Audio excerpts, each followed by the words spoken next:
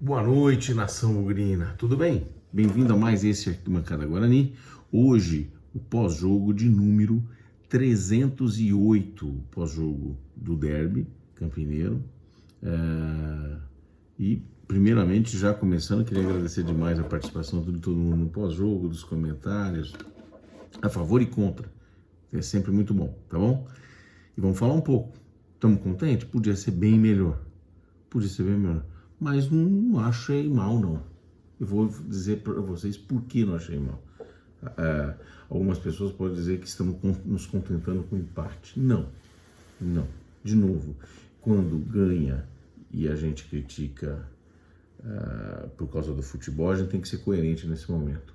Hoje o Guarani, apesar do empate no finalzinho e de que eu imaginava que poderíamos ganhar, e que foi confirmada essa minha opinião ao longo do jogo, o Guarani sim perdeu uma oportunidade importante de, contra um time com sérias limitações, não fazer os 3 pontos, tá? E de que teve muita oportunidade de fazer os 3 pontos. Apesar disso, o empate, eu gostei do empate pelo futebol jogado pelo Guarani. Essa partida de hoje, no campo adversário, um ambiente hostil, vamos dizer assim, e mais do que isso, num clássico, o Guarani jogou o melhor futebol dos últimos 4 jogos.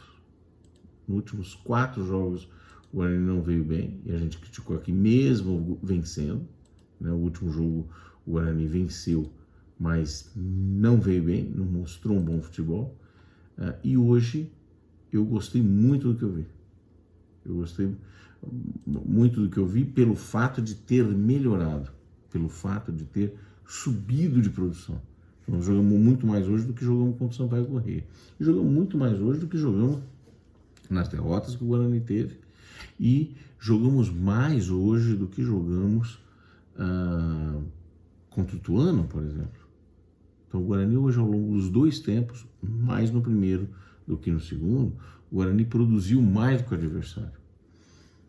O que traz assim um sinal de preocupação é que foi contra um time ruim, um time muito ruim. Mas vamos falar do jogo. Então começa o jogo, vamos começar pela escalação. Não teve, acho que, nenhuma grande surpresa. Acho que a grande surpresa, pelo menos para mim, foi a entrada, o início do Matheus Bueno, mas claramente isso foi reflexo de uma observação ao longo da semana, né? Porque o Matheus Bueno fez grande partida, fez muito boa partida no jogo de hoje, né? Então, o Guarani entra com Tony, Diogo Matheus e Mike nas laterais, Alan Santos retornando da lesão junto com o Lucão, que é o cara que jogou todas as partidas no ano, Matheus Barbosa, Matheus Bueno, aí a novidade, no lugar do Henderson, Regis, Bruninho, Bruno José e Derek. O Derek era uma outra dúvida que tínhamos, mas que muita gente apostava que seria o Derek que iria começar. E eu acho que nós saímos desse derby com algumas decisões, observações importantes, e já começa a amadurecer a nossa opinião do que é o time do Guarani para o resto do campeonato. Hoje completamos a 7ª partida. Hoje fizemos um empate fora de casa, né? Um empate, no final das contas, com sabor de vitória, porque foi no final, mas que a gente saiu com o gostinho de que poderia ter ganho. Com certeza poderíamos ter ganho, né? Então, o Guarani hoje, no Campeonato Brasileiro, tem em 7 jogos, 13 pontos, é o 5º colocado, estamos a 2 pontos do líder, 4 vitórias, 1 empate, o de hoje, e 2 derrotas, 11 gols pró, 5 gols contra. Nós temos um aproveitamento hoje de 62%, tá? Para que a gente faça o famoso 45%, nós precisamos de um aproveitamento daqui para frente de 34%, e para que a gente faça 61 pontos, e que, na minha opinião, será suficiente para o acesso, nós precisamos fazer 48 pontos, ou seja, 51,6% de aproveitamento.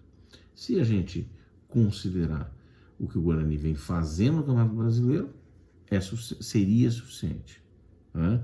Se o Guarani, se a gente considerar o que fez no ano, estaria faltando um pouquinho. Nós estamos com 48% de aproveitamento no ano, precisaríamos de 52%. Né? Então precisa manter o nível que vem fazendo na Série B do brasileiro. E aí, tá claro, hoje nós estamos em quinto, mas se a gente fizer o aproveitamento que a gente vem fazendo, nós vamos brigar muito próximo por esse acesso, tá bom? Mas não é nada fácil. O que me deixa mais esperançoso é o que jogou hoje contra a Pinguela. Né?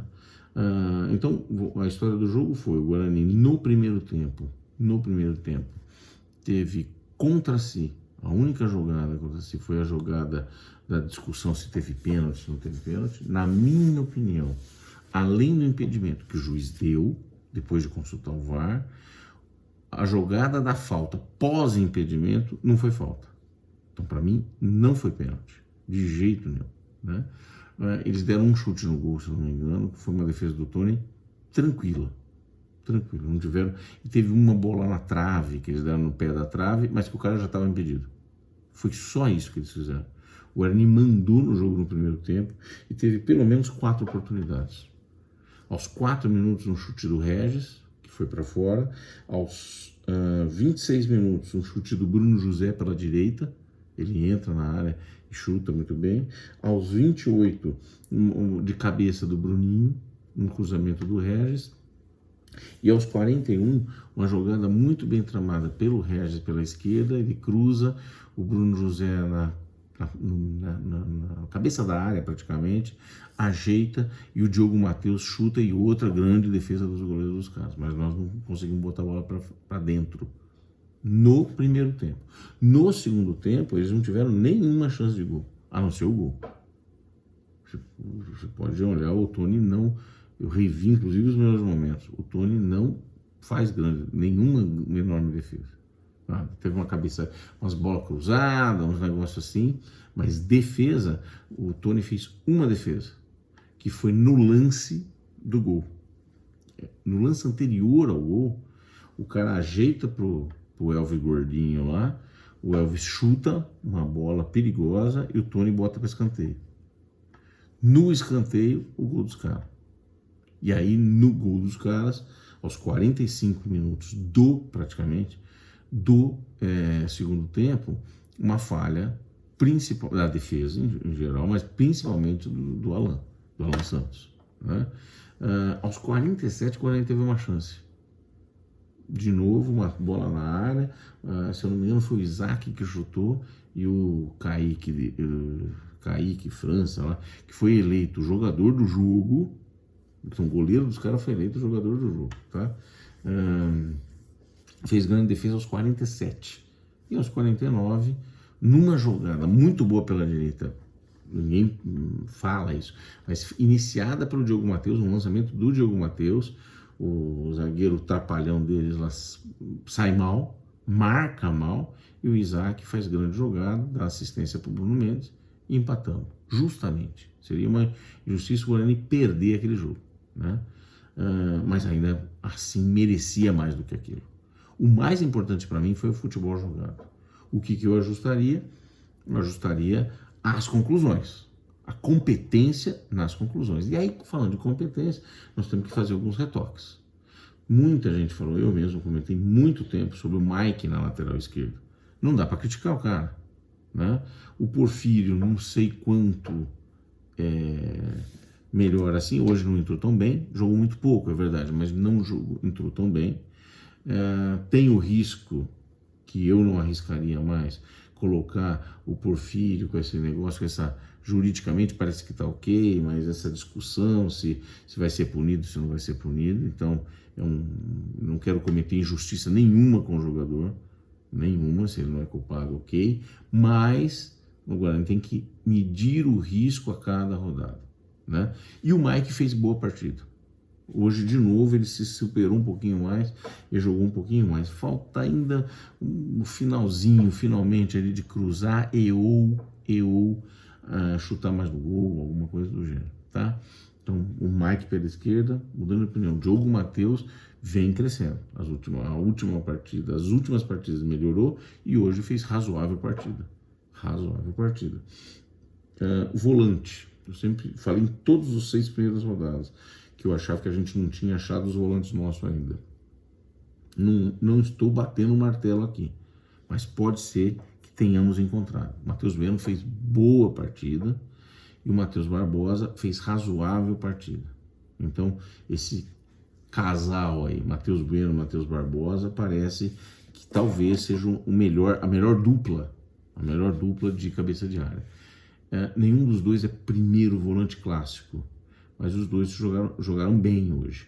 O Matheus Bueno ainda ele tem um jeito de jogar lento, mas ele tem bom passe e jogou muita bola hoje. Tenho que dizer, jogou de cabeça erguida, jogou muita bola hoje. O Matheus Barbosa melhorou um pouco também. Regis é diferente. No final do jogo faltou um pouco de fôlego, né? Quer dizer, aos 80 minutos ele já precisou ser trocado, claramente. O Bruninho, bom jogador, mas falta às vezes um pouco de seriedade, principalmente no derby, né, Bruninho? Não dá para brincar.